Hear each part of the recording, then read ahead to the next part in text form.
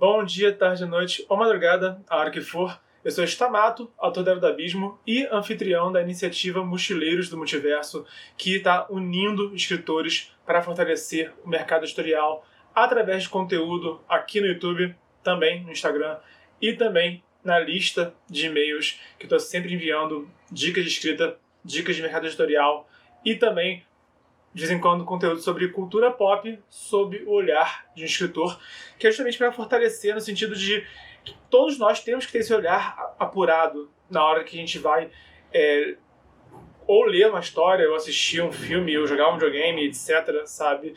E quando a gente é escritor, quando a gente quer contar as nossas histórias, a gente tem que olhar com mais profundidade também para as histórias que a gente ama, para a gente também criar algo tão bom quanto. Por isso que hoje eu vou falar de livros incríveis, livros excelentes, livros até famosos, que têm inspiração em videogames. Conversando com os autores atuais, eu vejo que tem muitos autores que são nerds como eu e que se inspiram em videogames de várias formas. Inclusive, no podcast aqui dos Mochileiros, em quem eu conversei com a Yasmin Kader, com o Bruno Frarla e com o José Cerqueira, todos nós somos gamers, todos nós começamos a ter essa paixão pela fantasia através do videogame. Então eu falei, cara, então realmente eu preciso falar mais, né? Porque eu conversando também com meus seguidores no Instagram, que eu sempre mando inbox para os seguidores, eu vejo como tem muitos seguidores também que partem desse ponto, né? De quando o jovem ter esse contato, né, através de filmes, através de jogos, e depois desenvolver também o gosto pela leitura. E a gente vê isso também se manifestando nos livros de hoje em dia. Por isso eu vou falar 3 livros que são famosos, tá? Que tiveram muita inspiração em videogame, para que os escritores também verem como que eles podem usar o seu gosto pessoal, tá? As suas inspirações de juventude na sua escrita. Porque no final das contas a gente vai sempre se comunicar de alguma forma com o nosso imaginário, tá? Que está ligado sim ao que a gente experimentou na juventude. A questão é que muitos usam os contos de fada, por exemplo, a mitologia, por exemplo, o cinema também. Hoje eu vou falar especificamente dos videogames. Então confere até o final desse conteúdo. Se você gostar, dá o like. Se você quiser mais conteúdo como esse, se inscreve e ativa o sininho. E se você conhece alguém que pode se interessar por esse conteúdo, envia também na rede social. Eu tenho os livros todos aqui em casa, eu estou sem eles na mão aqui, então vou botar a imagem deles aqui na tela enquanto eu falo.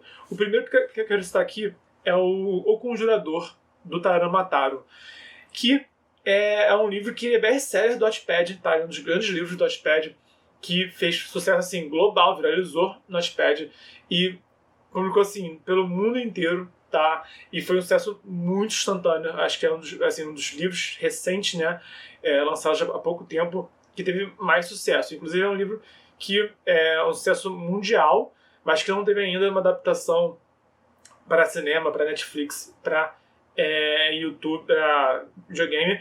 Mas eu acredito que mais cedo ou mais tarde vai ter sim uma adaptação desse livro. E como que o Taran como que ele usou o videogame nesse livro? Basicamente, para criar o universo dele, do Conjurador, ele usou 3 mundos fantásticos que ele gosta, que foram os jogos Skyrim, na verdade, o jogo Skyrim da série Elder Scrolls, o jogo Pokémon e também a franquia Harry Potter, dos livros, né, do Harry Potter. Então, você vê, foram 3 inspirações principais. Uma foi literária, 2 foi de videogame. Então eu percebo que o Skyrim foi o que ele usou para se inspirar, para criar realmente essa coisa medieval, tá? Essa coisa da espada e feitiçaria, para criar um mundo com humanos, elfos, anões e orques, tá? Então tá bem nítido esse lado da fantasia medieval mais clássica mesmo, que a gente vê aí também no Warcraft, que a gente vê aí em Tormenta, Era do Abismo também, e etc. Então, a inspiração dele para criar um mundo medieval de espada e feitiçaria foi Skyrim.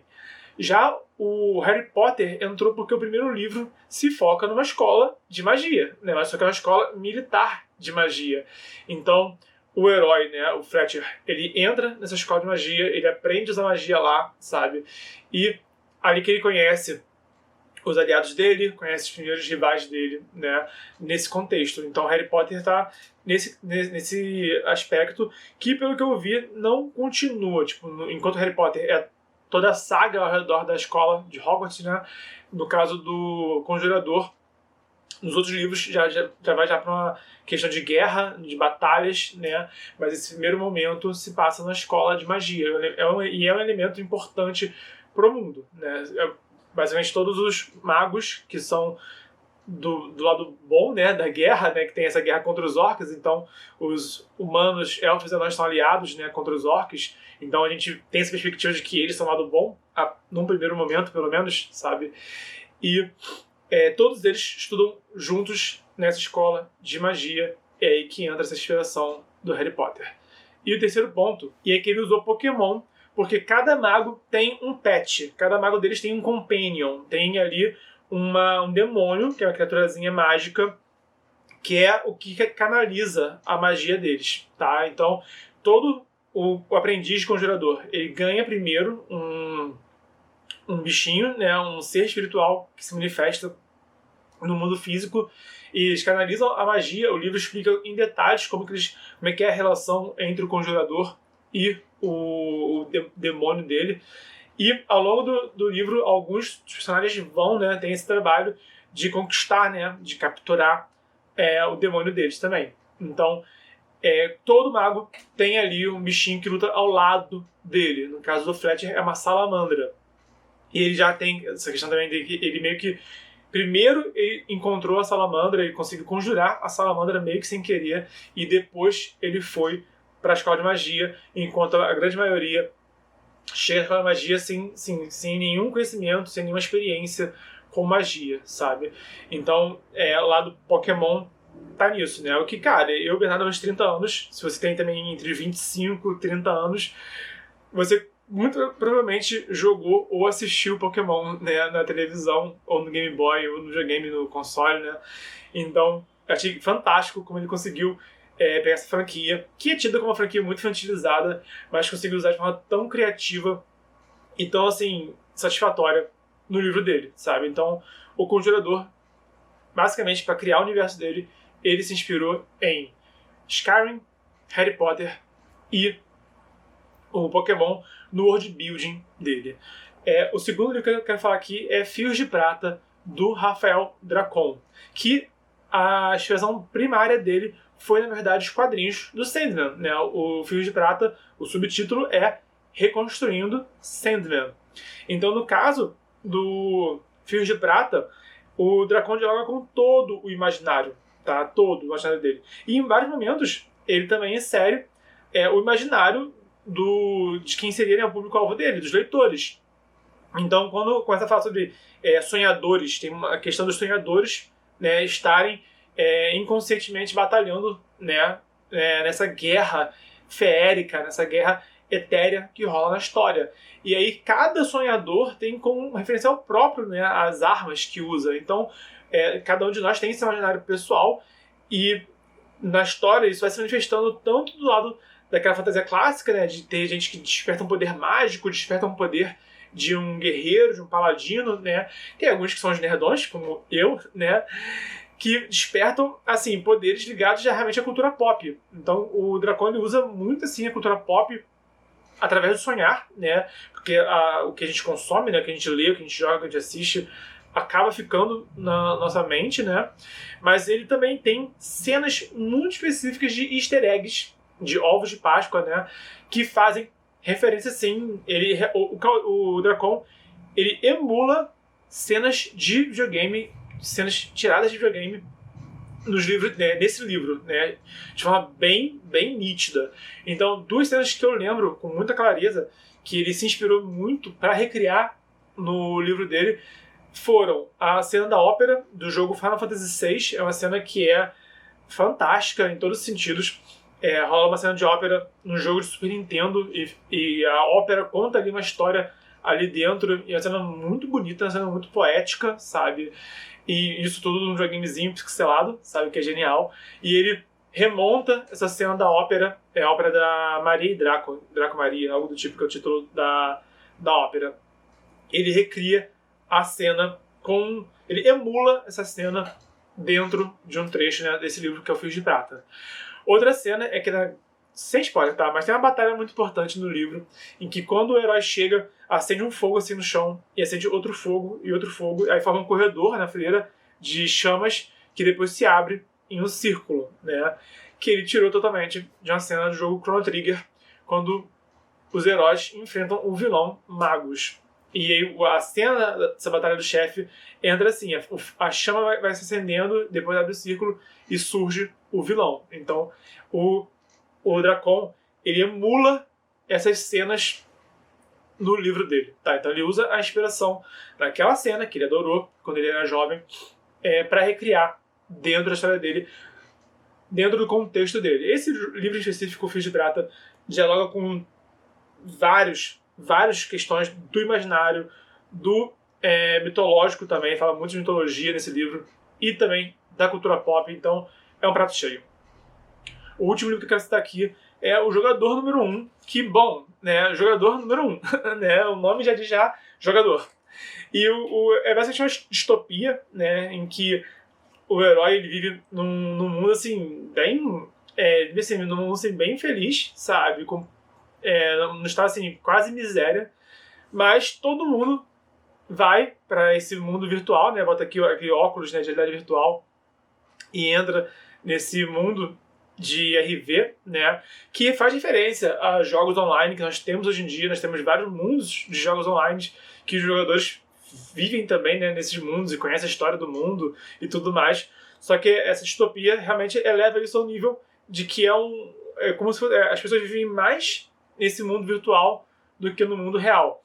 Só que aí tem toda essa jornada, né, do jogador de decisão, vários desafios, né, que quem desvendar os desafios vai conquistar, né, vai se tornar o dono do jogo futuramente. E aí o criador do jogo já faleceu, ele deixou ali as pistas nesse mundo virtual. E, cara, isso por si só já é referência muito forte, né, não a um jogo específico, mas ao jogo, né, ao videogame como um todo.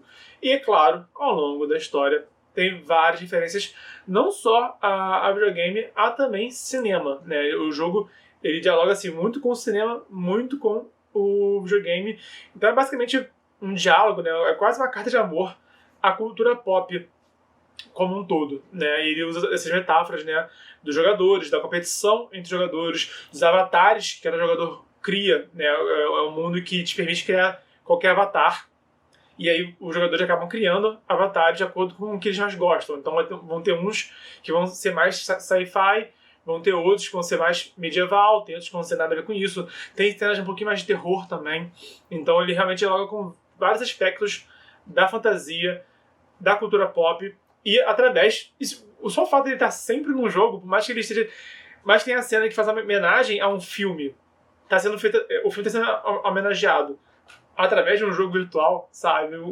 Esse livro realmente homenageia videogames no nível, assim, intrínseco em vários pontos.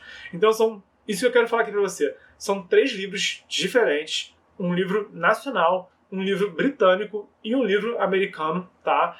E cada um deles homenageou os videogames, cada um deles se inspirou nos videogames de formas diferentes. O Conjurador usou as inspirações dos videogames para criar um mundo novo e contar uma história nesse mundo através da literatura. O Rafael Dracon, o Fio de Prata, ele se inspira também no videogame, mas ele faz homenagem, ele tanto faz homenagem a videogames, como ele também emula cenas de videogame na história. E o Jogador Número 1 é o que usa realmente o videogame como tema central para criar esse mundo distópico e para contar essa história fantástica, que não é aquela distopia que realmente não é um 1984, né? Não é aquela distopia que te dá aquele embrulho no estômago, né? Que a distopia tem isso, de deixar a gente pensando, de a gente refletindo. O livro até faz a gente refletir sobre a vida que a gente leva, sabe? Sobre como é que a gente encara também o mundo virtual como amanhã a gente pode de fato estar vivendo mais no virtual do que no real, mas ele faz isso de uma maneira bem mais otimista, né? E a gente dialoga mais com a cultura pop e com essas coisas que a gente ama no mundo e na nossa no que a gente consome, né? No videogame, no cinema, etc. Acaba sendo bem mais otimista do que geralmente as distopias são. Então, pensa nisso, e se você também gosta de videogame, pensa em como que você quer usar também as suas inspirações no seu livro. Se é de forma mais para recriar as suas inspirações no world building, se é para emular uma cena na sua história, ou se é para você usar essa inspiração como tema central da sua história. Se você gostou do conteúdo, se inscreve, ativa o sininho, dá o like, compartilha na rede social. Estamos no desafio 306 dias de escrita. É vídeo de mercado editorial, escrita criativa e cultura pop sob o olhar de escritor todo dia de 2020. Então, até amanhã.